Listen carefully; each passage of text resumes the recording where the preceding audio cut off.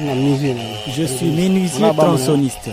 C'est ça mon métier. Je le fais pour nourrir ma famille.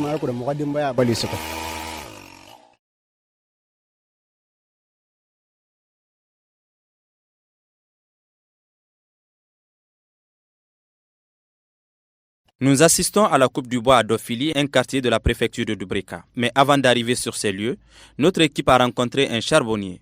Salou Kamara pratique ce métier depuis des années. Il produit chaque semaine une trentaine de sacs de charbon de bois.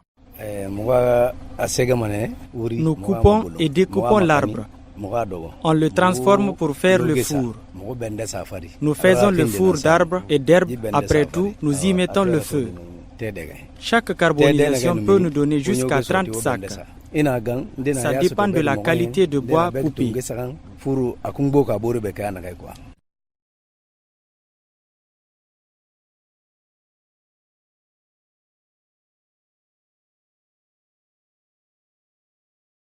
La carbonisation du bois n'est pas sans conséquence pour l'environnement.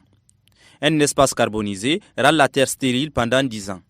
Lui Prosper, agent eaux et forêts à Dubrika. Partout il y a carbonisation, le sol a une défectuosité. Si vous avez constaté, partout il faut un four à charbon, la zone peut rester longtemps, à peu près les 10 ans, rien ne peut réussir là-bas. Si ce n'est pas un apport qui est maintenant effectué, ce n'est pas possible. Parce que le feu change la texture et la structure du sol et acidifie le sol. Cependant, lui Prosper estime que le phénomène de la coupe du bois et de la carbonisation est difficile à stopper. Car pour les pratiquants, c'est un moyen de survie. Nous, c'est la police forestière. Nous sommes contre ce qu'ils font. Mais eux, ils vivent de ça. Nous sommes obligés de suivre pas à pas ce qu'ils font parce que leur source de revenus, c'est ça. L'État n'a aucune charge là-dedans. Si l'État créait, par exemple, les gaz et que le plus pauvre paysan de la nation fait accès au gaz, on aurait arrêté de faire ça. Mais comment on va les interdire ça? Ils vivent de ça. Leur source de revenus, c'est ça. On ne peut pas les empêcher. Mais au moins, nous passons à des procédures en vue de recouvrir quelque chose pour que le matériel végétal soit obtenu plus tard et que la restauration du sol soit faite. Nous les éduquons. Lorsque vous voulez carboniser, créez une zone. Vous allez périmètre par périmètre en vue de ne pas complètement dessécher le sol. Mais il ne faut pas couper les plus petits arbres. Nous les éduquons à ça.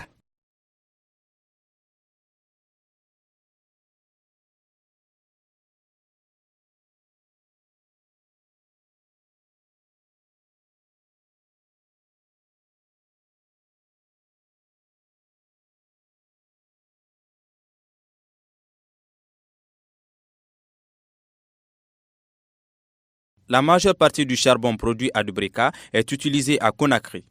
Ce combustible est apprécié des citadins en raison de son coût abordable et de la facilité de son utilisation. Nous, on prépare ici avec du charbon parce que le charbon est moins cher chez nous ici et le gaz est très cher chez nous ici.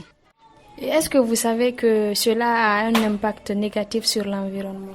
Si je connais, ça a un impact négatif sur l'environnement parce que ça amène la sécheresse chez nous. On prépare avec le charbon parce que nos moyens ne suffisent à acheter que les charbons. Je prépare mes repas avec du charbon parce que le charbon coûte moins cher, on n'a pas le prix du gaz. Donc avec 2500, on peut faire un repas la journée. Et est-ce que vous savez que cela a un impact négatif sur l'environnement?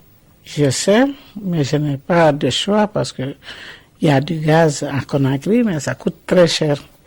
Donc si le gouvernement pouvait faire quelque chose pour qu'on ait des stations de charge pour gaz, il n'y a pas de problème. Mais si on n'a pas les moyens, on prépare avec le charbon.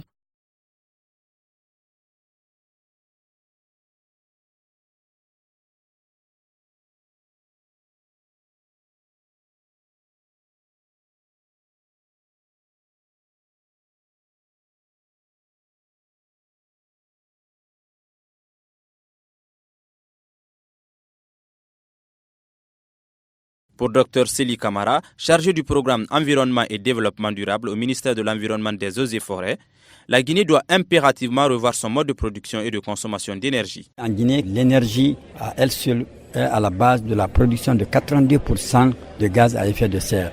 Parce que le bois et le charbon de bois constituent la principale source d'énergie pour plus de 80% de la population guinéenne.